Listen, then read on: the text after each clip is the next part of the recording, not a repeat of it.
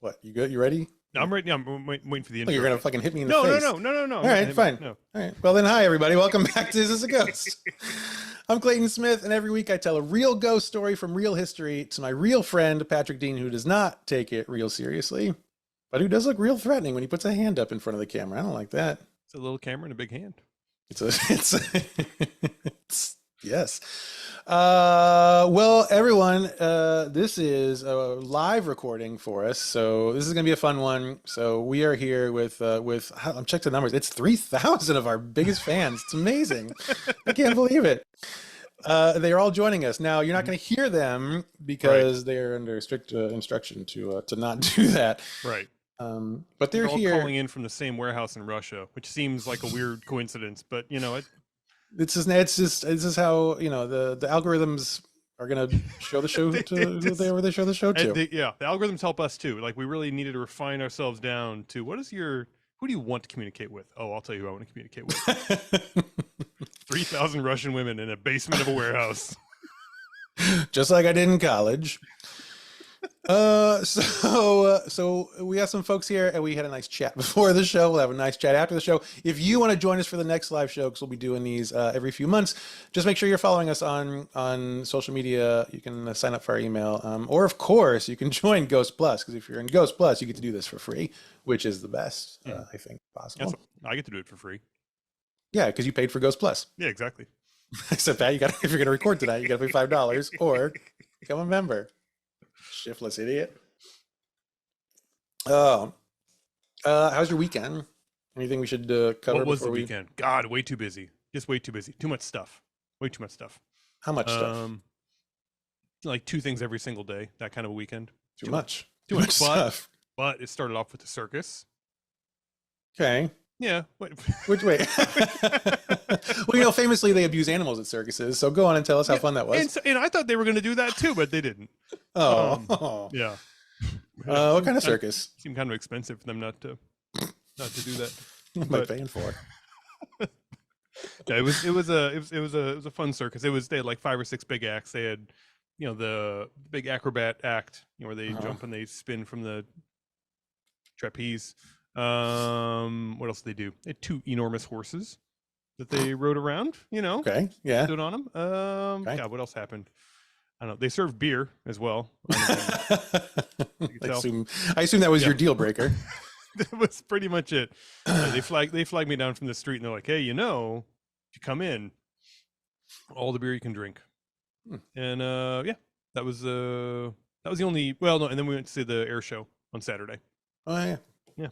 That's great. That was good. How was yours? I assume just shoving crap in boxes and. It started off that way, and then on Wednesday I got a real severe stomach flu, actually. Oh, cool. And it was neat. I had stomach flu for 4 days.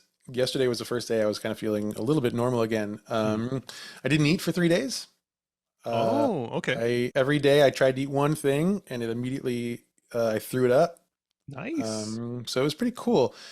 The good news, I lost 8 pounds last week, which was fantastic. I'm feeling great now. So that was not ideal. And then today's okay. I'm feeling much better, but I'm not. That's why I'm not drinking today, because I'm eating again, but bodies are so stupid. Bodies are the dumbest thing. Here's what I have eaten food. I'm willing to say every single day of my life. Right. I am. Right. What? Up until. Well, yeah, sure. Right. Yes. Right. Until Tuesday. So for like almost 41 years, I've been eating every day. My stomach knows what food is and what to do with it. Right. Sure. No problems. Right. Down. It's not a hard job. It's a very easy job. Very easy. Squeeze and push. I think like pretty much everything in the body is down. Right. Yeah. I'm trying to think. Blood is sometimes up. Down. Okay. Yes. Yeah. But almost everything else needs some up blood. Yeah. Anything else goes up.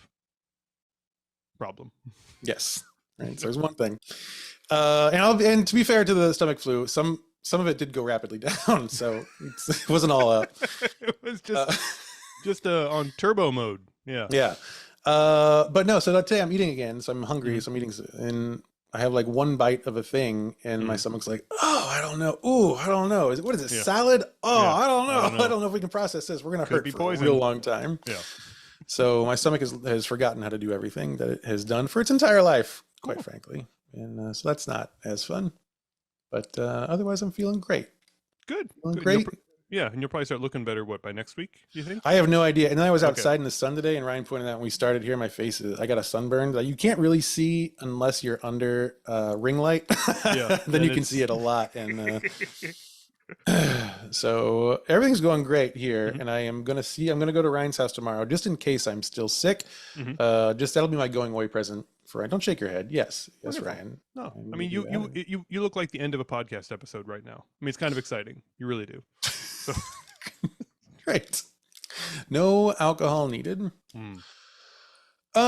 Okay. Well, shoot, we got a long one today, actually, so we should probably dive in. Are you ready, Patrick, to hear a ghost story? Yes, absolutely. Thank God, because these people would be real upset if the answer was no. I'm gonna do Jeremy's job for him tonight. Ready? Dong. Freeland Oscar Stanley. Freeland Oscar Stanley was born on June 1st, 1849 in Kingfield, Maine. He was a twin. Oh, One of Like- a pair, one of two. oh, not the He's not a not the baseball player. Okay, it's fine. Okay, Not at I mean- newborn age. okay.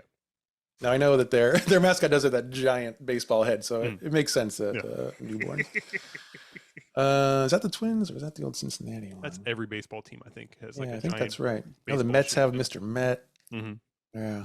The Twins have Mr. Twin. I'm sure. Cardinals have Mr. Card. Yeah, yeah. Yeah. Anyway, so he's a twin. His brother's name is Francis Edgar Stanley. Mhm. Okay, so their grandfather, go with me on this a second. Their grandfather was a man named Liberty Stanley. Okay. He had to be insufferable. Right. Now, Liberty's wife, Liberty, by the way, another Paw Patrol dog. Before we jump on, I'm glad this comes up because I obviously a couple weeks ago we talked about the weaponization of Paw Patrol. Now it's a Right, of serious course. problem. Mhm. We were watching a different Paw Patrol movie the other day, and they actually addressed how they get funding for all the vehicles. It was amazing. Would you like to take a guess? Again, I'm just imagining they have a contract for like 24 episodes, and they're like, "God, we're stuck on 23. I have nothing." Okay, what about like a procedural drama about the funding of the group? I don't know. Whatever, just fine. There's a little sideways wink toward the merch. They sell merch. They sell Paw Patrol merch, and that's how they fund their weapons of death. So I don't know. I guess we're not selling enough merch because we don't have any weapons of death yet. Not at all. Yet. No. Okay. So anyway, Liberty's okay. So Liberty's the grandfather. This is line 4. Liberty's wife, Hannah. Now she died after the birth of their 7th child. Mhm. And so Liberty, of course, is like, shit, I can't raise 7 kids. Absolutely not. It's a super relatable human. So Liberty distributes the children. Wait, what? What? Like, what?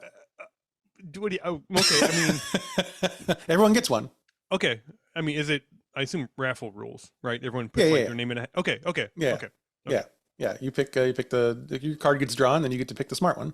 Right. Yeah. Oh, yeah. I'm imagining all the kids are up on like a cafeteria table in the front of the bingo hall. Yeah. You come up with your ticket, and you're like, "Yeah, I had ticket 4." Like, okay. Oh. Well, which one do you want? I don't know. I don't know who's left. I don't know. How much do you eat? A lot. No, not you. How much do you eat? Oh, nothing at all. I haven't eaten since Tuesday. All right. Well, you're on. You're on my list. Yeah, so he spreads his children around. He gives one to everyone. Everyone gets a kid. Mhm. He knows at least 7 people, and all of them get one child. So Liberty Jr. was adopted by Liberty. He gave away Liberty Jr. That's be cold. kidding. That's like you. Serious. Every single one of them. He's just like, I'm not fit to do this. You can't keep one. You can't give away 6 and be like, but you know what? You got me, little scamp. You can stay. I do don't love know. you. Okay. I mean, the other 6 don't know. They don't know that he like stopped the raffle one pick too soon. Oh, we ran out of tickets. Oh my gosh. Well, sorry everyone. I Let's see, wanted to get did rid the of door Liberty close Jr. back too. there, and it did. And get in the car, Liberty Junior. We gotta go. We gotta go. So Liberty Jr. is adopted by Liberty Sr.'s brother. Okay. So his uncle gets him. His uncle drafts him Yeah. in the 1849 draft pick. But then he gets to be the uncle, right? Yes, that's right. So It's a little switcheroo. I mean, It's a uncle. Hey, here's what I'll say. a little bit of I'm a not gonna hack. say anything about being a A dad. little bit of a but hack. Yeah. Uncle is a good gig. Nobody ever gets mad if your uncle doesn't show up to like Thanksgiving. No, actually, we get pretty excited if my uncle doesn't show up to Thanksgiving. You get to pick and choose whichever holidays you can sober up for, and everybody loves you when you do show up. So, okay, yeah, Liberty Senior. I'm getting it now. There's a method to his Yeah. madness for Yeah. sure. So Liberty Jr. is adopted by Solomon Stanley, who's Liberty Sr.'s brother. Solomon Stanley. Solomon says, "I'll take this boy, but I'm going to rename him." And he renames, and I think Liberty's like 9 or something, but he renames him from Liberty Stanley to Solomon Liberty Stanley. Oh, okay. Putting his fair stamp on it. So Solomon Liberty Stanley, Mhm. who is Liberty Jr., Right. he grows up. Was correct. He grows up now, and he gets married to a woman named Afia French. Mm-hmm. They eventually have 7 children who reach adulthood. Okay. Very biblical. Very biblical. Yes. Yeah. This is- God said 7 is a holy number. Stop trying to have more. I will kill all of them. God said, "How many fingers are left on your hands?" This many. Okay, that's as many kids as you can have. That's it. I have spoken. Also, be more careful with the hammers, you guys. So they have 7 kids who reach adulthood. 2 of them are these twins, Freeland and Francis. Mhm. That's how we get to Freeland Stanley. So the Stanley family, now they're not wealthy, but they do value education quite highly. So they worked really hard to give their kids all the education that they could.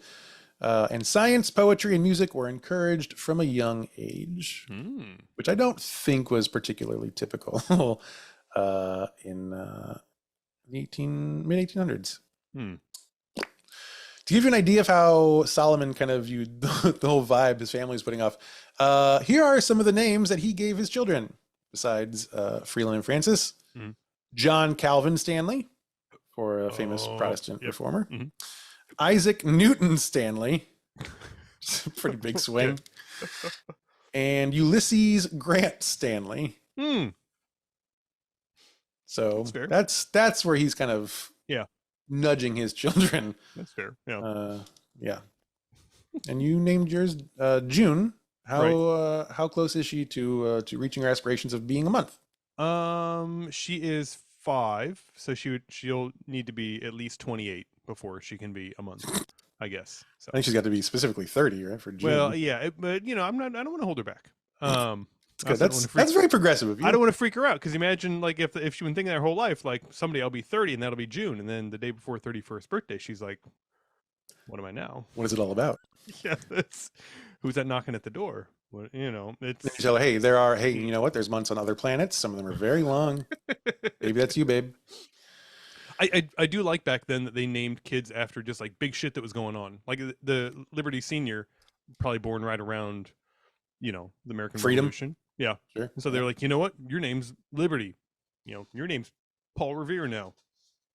Your name's COVID-19 now. Yeah. Sorry. Your name's Musket. So. So I feel like this Solomon that was pretty high maintenance. But Freeland and Francis, so the twins, they start their first business together at age 9. Which is classic. And their first business was they refined and bottled and sold their own maple sugar. Oh, okay. Yeah, and here's an interesting quote about their business. They used their hard-earned money to purchase wool cloth for school suits and Benjamin Greenleaf's National Arithmetic, a book of equations that they quickly completed. Hello, nerds. That's what I have to say about that. Have I mentioned how excited I am to have access to my soundboard back? I'm very yeah. You've mentioned it. Hello, nerds. Wonderful. Yeah, Yeah. I got more. Mhm. Uh, so they're doing this at 9. Now, at the age of 11, they learned how to make violins. Okay. Anything to stay out of the coal mine. That's what I'm hearing right now. Oh, hey. Anything. Yeah. Hey, man, I'm in. It's like staying out of the draft at that point. It's like anything to stay above ground, guys. Absolutely. At the age of 20, the brothers go off to college at Western State Normal School, which was not a front for anything, totally above board, very chill university. Nothing to see here. That's actually that's the name they give a Gloria's Gifted program. So that's kind of weird if you think of it. Here's how to have a conversation with somebody. Oh, curious. Weird. I don't think I'll be doing that. I won't talk to those people. So Freeland finishes. They split ways a little bit during school. Freeland finishes his education. He becomes headmaster of a high school in Mechanic Falls, Maine. Mm-hmm. And this is where he meets Flora Jane Record Tileston, Okay. who is described as a teacher at the school and, quote, a pianist of some competency. One of her names is Record. Is that right? Is that what I heard? Oh, yes. Record. Okay. So again, whatever the big Could be invention pronounced of the record. day. Yeah, even so. But they invent records, and like, you know what? That's what your name is. Yep. Yeah. And your name is Locomotive. And your name is Cotton Gin. And your name is Locomotive Crash. We've just invented, and boy, is it fun. Let's see. So they were married. Those two were married in 1876. Now, in 1881, Freeland was struck with tuberculosis. Now, his older brother, Solomon Liberty, not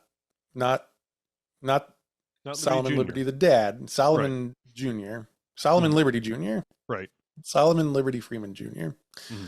He had just died of tuberculosis. Oh. Like right when Freeland learns that he has tuberculosis. Mm-hmm. So Freeland is like, oh no, I don't like this. This is not good. So Freeland comes to believe that if he's going to survive, that survival is going to depend on a less sedentary life. Now, I will just remind you, like a couch to 5K type thing, but for tuberculosis. Yeah, exactly like that. Now, this sedentary life that he wants to get away from, I will remind you, is starting a business of making maple syrup at age 9, and right? making violins at age 11, and etc. So he's like, I got to get busy.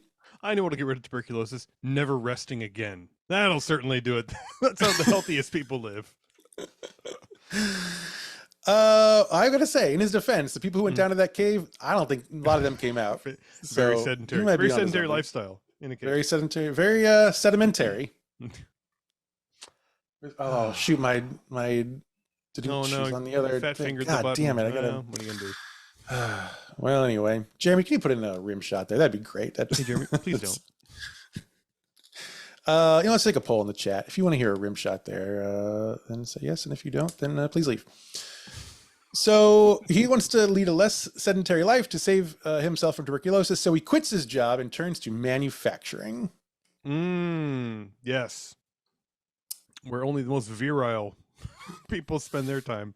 And I think the thing that's best for your lungs, it's one of the top 10 for sure. Yeah. Factory work. He opens the Stanley Practical Drawing Set Factory. Mm-hmm. And now that business was destroyed by a fire after 1 year. So that's kind of that's Freeland's path. Now, meanwhile, while this is all going on, Freeland's twin, Francis, he had dropped out of college to open a portrait studio. Painting first, but then he starts experimenting with photography. And after Freeland's company burns down, Francis is like, hey, I know, let's go to business together again. Let's make dry plates together. What? I think that's what Freeland said. It's a photography thing. I did. Oh, okay. I did, and I did read what it is, and I tried to learn more about it. It's very boring. Yeah, I'll tell you this, I kinda figured as there's much. no humor there for this Yeah. podcast, so I did I'm not gonna write it down. assume when you say dry plates, you mean like porcelain plates with kitty cats on them that you put up in the kitchen. And then you photograph, and Right. you spend Yeah, your obviously. life getting the perfect photo of those plates. Absolutely. So nothing new with the story other than the fact that they did a really great job, and they made a hell of a lot of money. They made a fortune.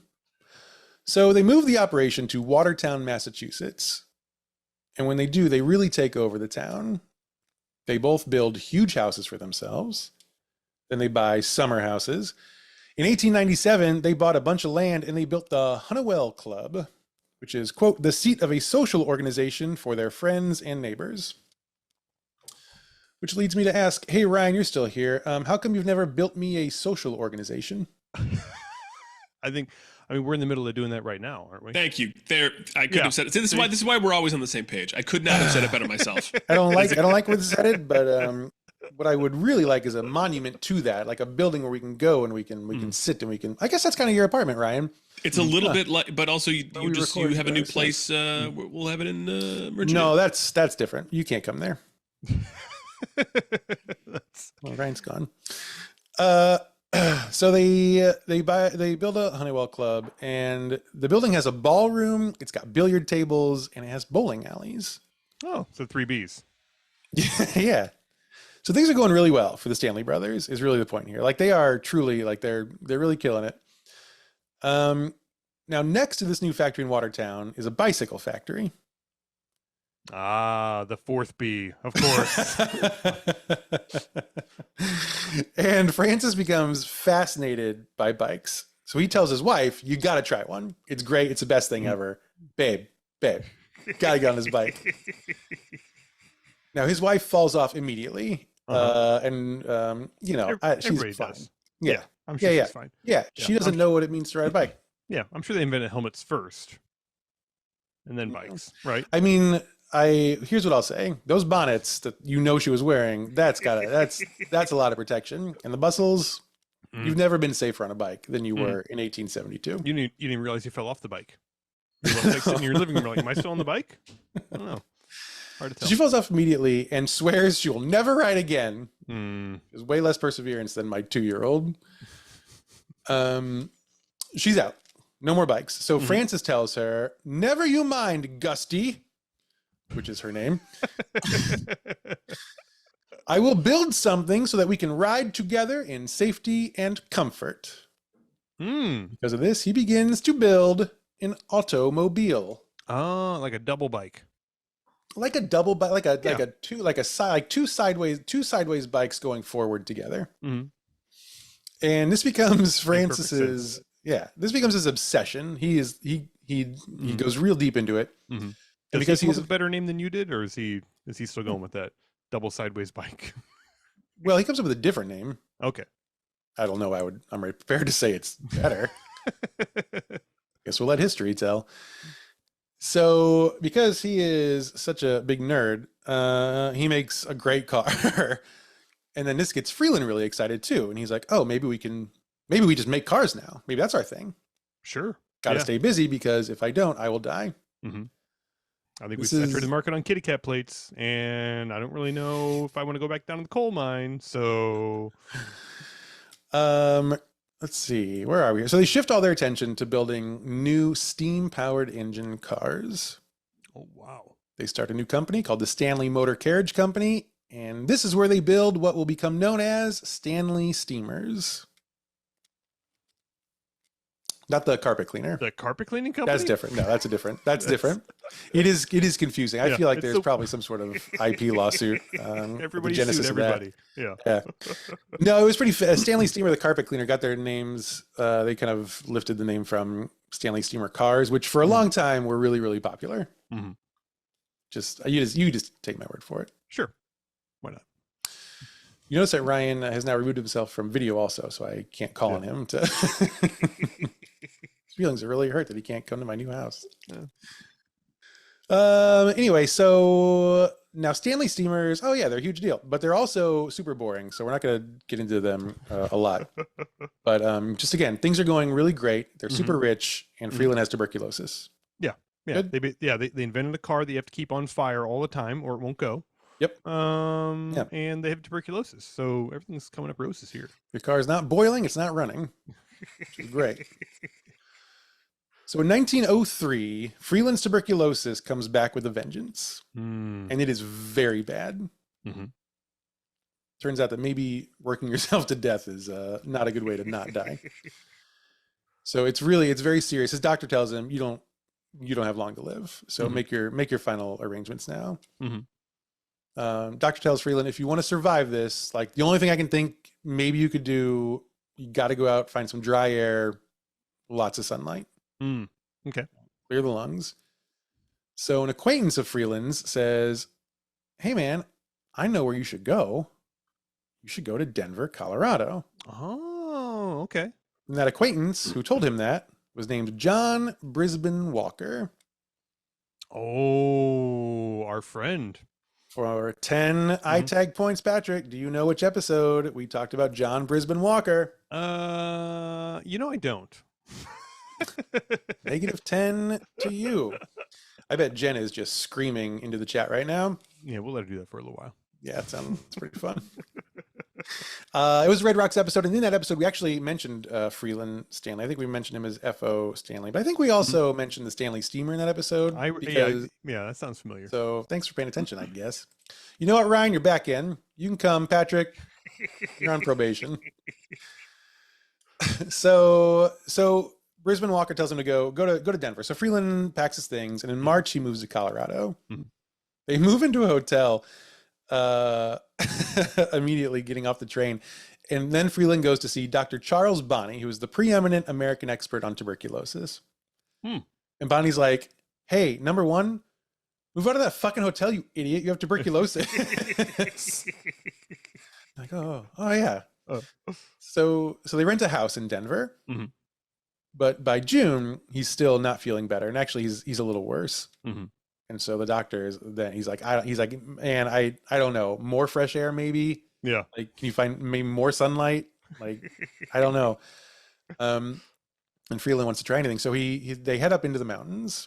They go up into the Rockies. Get closer to the sun makes sense. Sure. Yep. Very fresh up there, and especially back then. Again, this was wilderness at this time. Right. So they rent a small cabin in what is now Estes Park. Oh, beautiful area. Wonderful area. But again, at this point, I mean, it's still beautiful. Also, there's nothing there. So by the end of the summer, though, Freeland's health was way better. And Freeland's like, well, shit, this place is great. Yeah. I love it here. Of course, it's gorgeous. We needed penicillin, turns out. Not Turns alone. Seem to get away from every human we've ever known. So he's like, we should come here every summer. So they do. And so they buy land in Estes Park, and they build themselves a summer home. This home has 4 bedrooms. So it's not, it's not a mansion. Right, sure. But still, you're building it when you have tuberculosis, so you can only kind of go so far here. I mean, I don't think he's building it. So when you have tuberculosis, you're pretty good telling people still to do stuff. 4 bedrooms. Let's see, huge living areas, a modern kitchen, a billiard room in the basement, and a detached garage with a violin workshop. And also, I was so glad when we bought this house that it had the violin workshop kind of off to the side. We've been looking for literal decades, and we have never found a violin workshop off to the side. It's surprisingly loud work. It's... The garage also had a turntable so that the steam car could exit without reversing. Sure. Probably hadn't invented that part yet. Like the Batmobile, it spins around and you go out. And Freeland calls the house Rockside. And just so you have here is a picture of that house today. Oh, okay. Yeah. Bunch of rocks at the bottom. Makes sense. Right by the side of that. Rocks. Makes sense. Any questions about the house? No, looks like a house, like a good house. Yeah. Got upstairs, got downstairs. Cute, adorable little summer cabin. Yes, absolutely. Cute, adorable little summer cabin the size of my neighborhood. Sure. Yep. Great. All right, so that is their house. So by 1907, Freeland and his wife Flora, they're like, you know what, we really like it here. We should come out here even more, maybe even stay here. But they were a little bored because there's not a lot of fun things to do out there. So here is a quote: "Not content with the rustic accommodations, lazy pastimes, and relaxed social scene of their new home, Stanley resolved to turn Estes Park into a resort town." So that same year, 1907, they begin construction on a brand new hotel. The hotel is meant to cater to wealthy urbanites who want to come fuck up the natural beauty of the Rocky Mountains with their cyber trucks. Now, at this point, Estes Park, again, total wilderness. In the middle of that wilderness, guests found a palatial hotel with a fully electric kitchen and steam laundry, a hydraulic elevator, electric lights and telephone, and 48 guest rooms. Ooh. With one bathroom for every pair of rooms. Oh, wow. So he builds a monster of a hotel. Absolutely. Yeah. I really appreciate him putting all that money into it, and you still have to shit in your neighbor's toilet. That's really helpful. Yeah. That's kind of you get to, you know? I don't know if you know how rich people live, but I've been watching a lot of Real Housewives lately, and I think it's a bonus to be able to shit in your neighbor's room. Yeah, and they clearly know how tuberculosis gets passed at this point too, so that's really important. Yeah, check into a hotel and shit in other people's rooms. Let's see. It even had a maid and a cooking staff in professional uniforms, which is not something all wildernesses had. Guests at the hotel could play golf, they could go bowling, they could ride horses, they could play billiards. And they could also go to concerts at the concert hall that Freeland built nearby. Oh, wow. He even built a 12-seat model of one of his Stanley steamers so he could transport people to and from the hotel. So he's really going for it. To power the hotel, Freeland built the Fall River Hydro Plant, which brought electricity to Estes Park for the first time ever. Man, this is an industrious dude. He will die if he stops. You'll recall. He's like Jason Statham. He's like, I have to keep inventing. When I mentioned the dry plates, I did mention, because when I said he made a fuck ton of money off that, I mean he made a fuck ton of money off the dry plates. And then the Stanley steamers also, like, this man has just so much money. Yeah. It's hard to overstate. Yeah, he's got hydroelectric dam money. I don't know if anybody I know has hydroelectric dam money. I had a flood in my basement the other day. Yeah. And that's about as close as I got. So I don't have it. Freeland opens his hotel in 1909, and he decides to call it the Dunraven. Okay. Which is a pretty cool name. Yeah. You don't like it? I mean, Dun kind of reminds you of Dunny, so that's not great. Yeah, but Raven, anything with Raven in it is pretty good. Yeah. What would you call it? Probably not Dunraven. I don't know. Mount Doom. Yeah, probably Mount Doom. I was gonna say Dark Raven. Yeah. Yeah. I think this is why we don't have a lot of money. No one lets me name hotels anymore. So he calls it the Dunraven, but everyone else there is like, no, oh, we love you so much. You can't call it that. And 180 people get together, and I don't know how many people are even around at this point, but 180 people get together and they sign a buckskin petition asking him to name the hotel for himself. Oh, that's very sweet. And he says, okay, I acquiesce, and thus the Stanley Hotel was born. I think I know this one. I think you might have alluded to this one by accident 2 minutes into this. Now, I mentioned this hotel had electricity throughout, right? And that was great. And it was a huge selling point. But this says in 2011. I don't think that's right. It's probably 1911. Make a quick note there. I think in 1911, the valley experienced a flood and the electricity went out because of that flood. The hydropower goes down, everything gets wrecked. So the electricity goes out for the first time. So Freeland doesn't like that. So he decides to install an auxiliary gas lighting system just in case, just for backup. Okay. Yeah.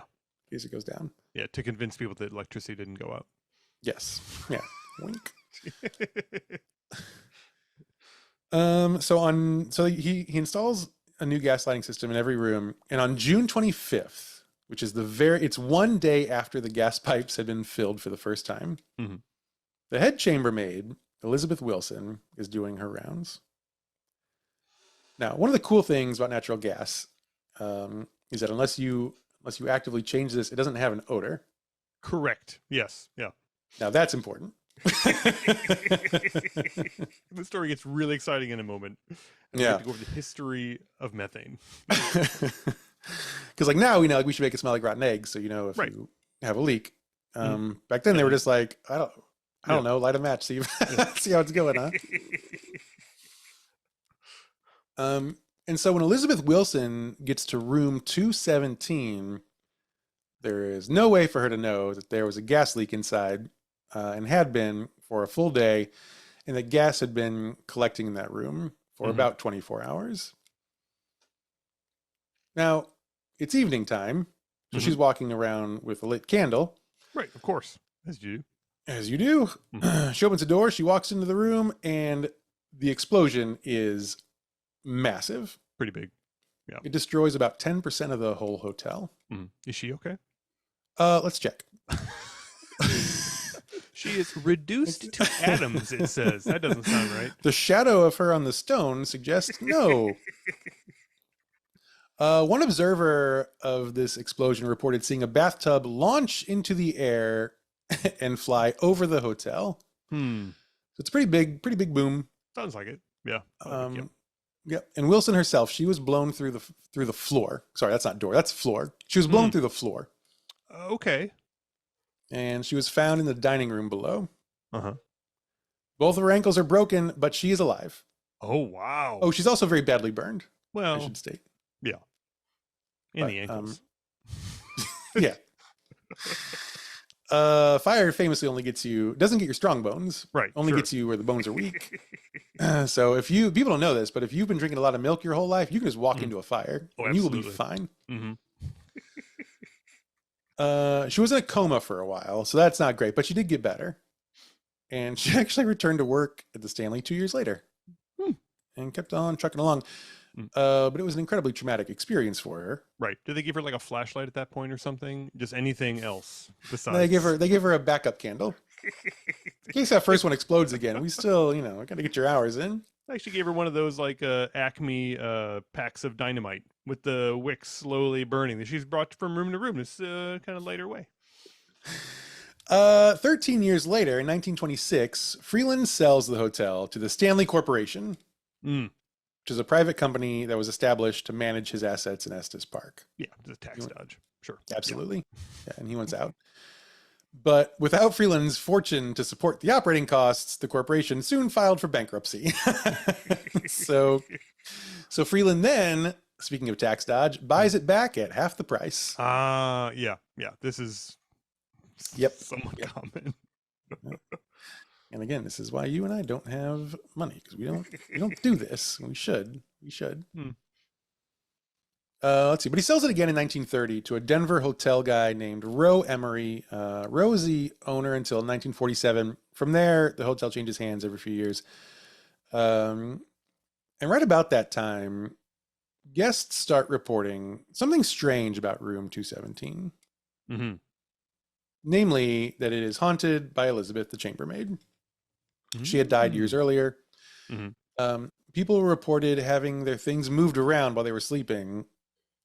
And they also tidied up, I would assume, right? Yes. Yeah. Like you wake up and there's one of those like towel swans sitting on your chest looking at you, and you're like, well, that's not right. Oh, that's kind of creepy, but kind of beautiful. Elizabeth is also an old-fashioned kind of ghost. She didn't appreciate it when unmarried couples would sleep in the bed together. And so many such couples who were sleeping there in sin reported feeling a cold force lying down between them while they slept.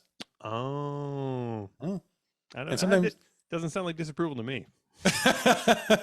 Sounds like that three-way clap Ryan was talking about before we started recording.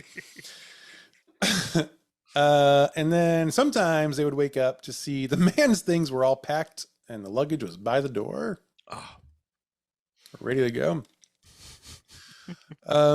So we'll get back to the history in a second, but just to note, Elizabeth is the most popular ghost at the Stanley, but she's by no means the only ghost. There are a bunch. For example, the lobby staircase there has gotten the nickname the Vortex because it is, quote, a tornado of spiritual energy, sort of a paranormal portal for all the ghosts that visit the hotel. Okay. Yeah, so it's nice if you're a ghost, you don't have to stay there. Sure. Ghosts can check in too, check out. I like that. In that stairwell, there are cold spots on the stairs, and many guests will report feeling dizzy as though something has just walked right through them. And of course, as with my basement, there have been orbs on the stairwell. Can't have a haunting without orbs. And the ghosts of Mr. and Mrs. Stanley themselves have been seen standing on the staircase, holding hands and watching everyone just scurry around below. Let's see, there are ghost children running around the 4th floor. Mm-hmm. They can be heard laughing and playing, having a great time. Mm-hmm. Closet doors tend to open and shut all on their own there. And years ago, the 4th floor served as lodging for female employees and their children. And some of those children are still there. Also on the 4th floor, room 428 is haunted by a cowboy. How do they? How do they know it's cowboy exactly? I'm not Mustache. Sure. Yeah, mustache. Okay, that makes sense. That's it. And he appears on the corner of the bed. You see the mustache, you feel the mustache, and you know that's cowboy. This is thought to be the spirit of Rocky Mountain Jim Nugget. No, that's not spelled. Yeah, no, that would be a way better name. Yeah, that's autocorrect. Rocky Mountain Jim Nugent. The English explorer Isabella Bird, who I think we've all definitely heard of before and did not need to research. Is this one of these jazz people you want me to know about? It's all jazz, baby. They're all jazz. The English explorer Isabella Bird once wrote about Nugent because he led her and some friends through an expedition through the mountains. She wrote about him, quote, a broad, thick-set man. I know, I've read that word before, and I know how it's pronounced, for sure. Stop asking me questions. A broad, thick-set man, about the middle height, tawny hair and thin, uncared-for curls fell from under his hunter's cap and over his collar. One eye was entirely gone, and the loss made one side of the face repulsive, while the other might have been modeled in marble. Of his genius and chivalry to women, there does not appear to be any doubt. But he is a desperate character and subject to ugly fits when people think it best to avoid him. Oof. She sounds like she's a bit smitten, is what it sounds like to me. Yeah. I think someone's in love. There is also an old ice house next to the hotel, which is now a museum. There's a ghost there that tends to show up as a blurry figure in photos when you take them in the building. Don't they all? Most of them do. And there was once also an actual pet cemetery outside the hotel. Oh. And those sweet little guys, some of them are still haunting the Stanley Hotel today. Boy, that's like the worst vacation ever. Like you drag the family dog all the fucking way to Colorado to spend a week in the hotel. And oh, damn it. Well, was that grapes? Did you feed him grapes? Was that, oh, son of a bitch. You know we can't have grapes. Counterpoint. Now you don't have to drive him all the way back, and that car ride is going to be a lot more comfortable. The two most famous pet ghosts there. Cassie is a golden retriever who wanders around the campus there, and Comanche is a cute, fluffy white cat. Okay. So, and there are more ghosts. There are many more ghosts, but we do not have the time. But with all these hauntings, people don't really want to stay at the hotel. Is the point? So like 40s, 50s, 60s, like people are like, I don't think so. Lots of other options up here. Oh, for sure. I could sleep in my car. Could sleep standing against that tree. I'm good. So with all, let's see, revenue is nothing. Like no one's coming to the hotel. Revenue's dropping. No one's interested in investing because it's a haunted hotel in the woods. Everyone's like, I don't think so. And by the 1970s, the Stanley was on its way to shutting down for good. But then in 1974, a 27-year-old drug addict named Stephen King found himself in Boulder, Colorado for a few months. The bender of his life. He and his wife Tabitha decided to drive up into the mountains one day, and this is when they stumbled across the Stanley Hotel. So they got there like, we should stay a night here. This is a really kind of cool, weird-looking hotel. Yeah, we got to bury our dog somewhere, so they got this nice place next to it. A pet cemetery, you say? Huh. Interesting. Pet cemetery. How do you spell that? For later. No, that's not how you spell it. Well, but that's how you spell it. That's fine. Oh, you have shovels. Oh, this is very convenient. This is very nice. I love it open here. The trunk. Open the trunk. Get my duffel bag. So they're like, we should just let's check in for a night. Like, this will be fun. So they go in and they try to check in, and the guy at the counter is like, oh, well, actually, so this is the last day of our season. So everyone is checked out. We're closing down tonight. Like, staff will be here tonight, but like tomorrow we're all gone. Mm-hmm. So, and they said, well, can we stay tonight anyway? Mm-hmm. And I assume the person at the desk said, you are you fucking me. serious? Yeah. Trying to see my kids for the first time since February. No. But yeah, Stephen King, of course, was serious. So they're like, all right. He's like, do you know who I am? No. Have you ever heard of a book called It? The name of it? You cannot stay here. Yeah. You have to leave. Oh, God. So the desk clerk checks them in, I assume very grudgingly. Mm-hmm. Now, all the rooms are free in the hotel, right? And this is how you know the desk clerk is pretty annoyed with old Steve. Gives him a key to his room, and it is room number 217. Oh. Which is a fuck you, go get haunted if I have ever heard one. So they drop their things off. Tabitha goes to bed pretty straight away, but Stephen stays up and he explores the hotel, and he's walking through the ballroom, he's walking through the grounds and everything, and he's going everywhere.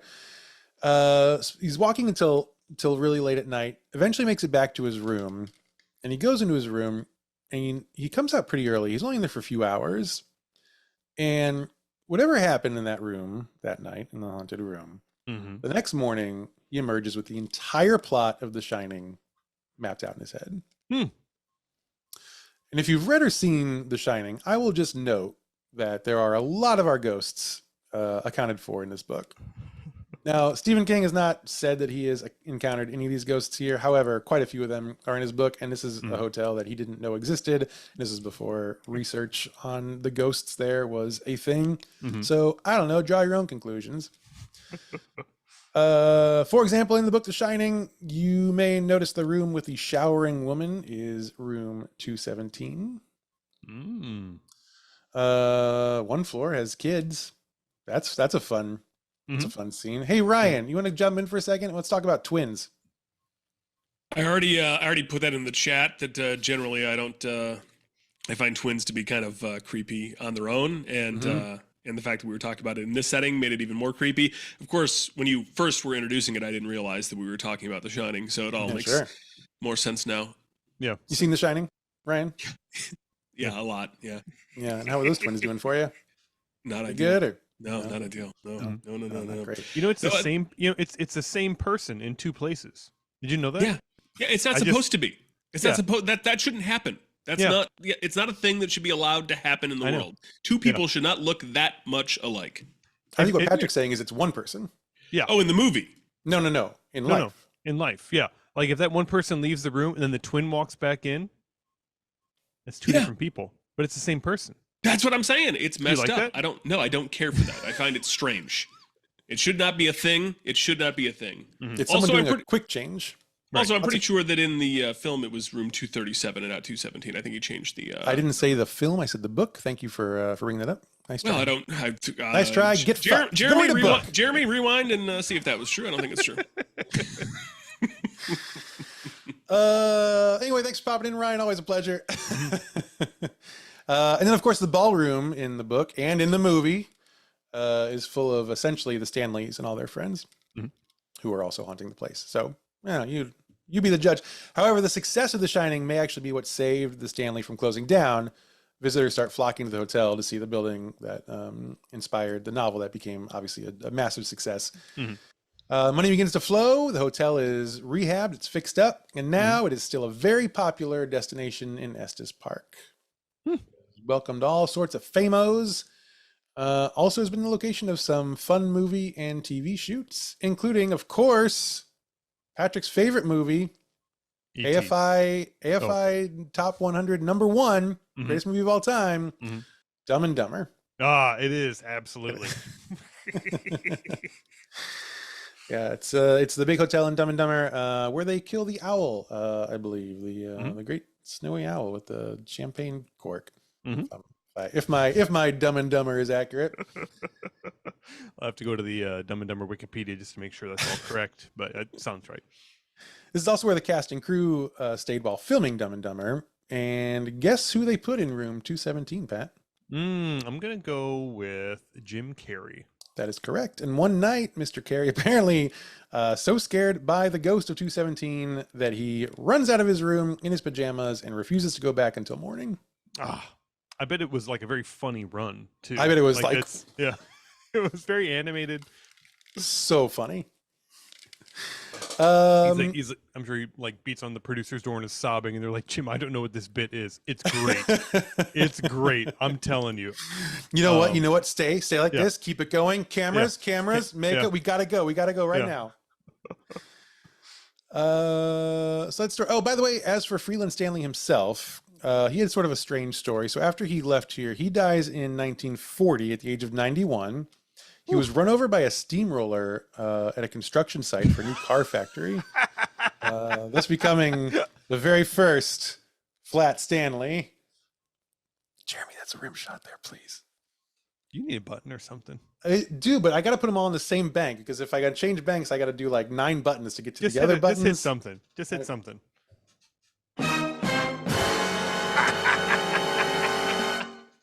You should have just gone straight to that one. That would have been a fantastic way to do it. Jeremy will make it so it sounds like I did. Yeah. And for those of you who don't have any middle school children, Flat Stanley's the whole thing. That's not true. He just died of a heart attack. Oh, no. Really rooting for the steamroller. Would have been hilarious. But that is the story of the Stanley Hotel in Estes Park. Inspiration for the book. And yes, if you're like Ryan, the movie, The Shining. Yeah. Does Ryan know that there is a book associated with it? I don't think he knows what books are. Yeah, I think he's watched his movies most of the time. Yeah. To my knowledge, Ryan has not read a book. Yeah. Stephen King is he's a famous author, like really famous. I don't think Ryan knows what the job author is. Hey, bud, you're still here. I thought you left. No, I was listening. I was taking it all in, really. Oh, the whole time, huh? Oh, yeah, hey, nice to see you. Yeah, I'm familiar that there was a book prior to there being a movie. Yeah. Okay. Interesting. Thanks. Cool. You ever read the book Haunting of Hill House? No, he didn't know that was. He's gone. He didn't know that one was a book either. So that's story. Hotel. Pat, what do you think? Should we go and do a ghost hunt at the Stanley sometime? Boy, I don't know. That seems like a lot of driving. I'm not sure about that one. You don't have to drive all the way there. You could fly to. Well, gosh, if we fly to Denver, it's still a lot of driving. That airport is in the middle of fucking nowhere. Yeah. I might just avoid this one. Okay, fine. Well, that was a fun way to end the bit. Any final thoughts? Anything to share before we do the credits? No, I know how to pronounce. I'm feeling pretty good about calling this one about 30 seconds into the episode. Feeling pretty good about that. Were we recording that? I can't even remember. That might have been. I hope we were. I'm sure I was recording. So yeah. So you got the receipts. Oh man. Well, this has been another pretty fun. I'd say pretty A+ episode of Is This a Ghost? This is a production of Smith Show Media. The notes this week were taken by me, Clayton Smith. All the funny jokes are from Patrick Dean. Our audio editor is Jeremy Montoya. Our video editor is Jen Swanson. Our social media manager is Kai Valonis. And I would not also go to this hotel, or quite frankly, any haunted hotel. I wouldn't do it. If someone is saying you have to come here because we're so haunted, it's either a ruse or it's real, and you're gonna die, and you are gonna be the subject of next week's episode of Is This a Ghost?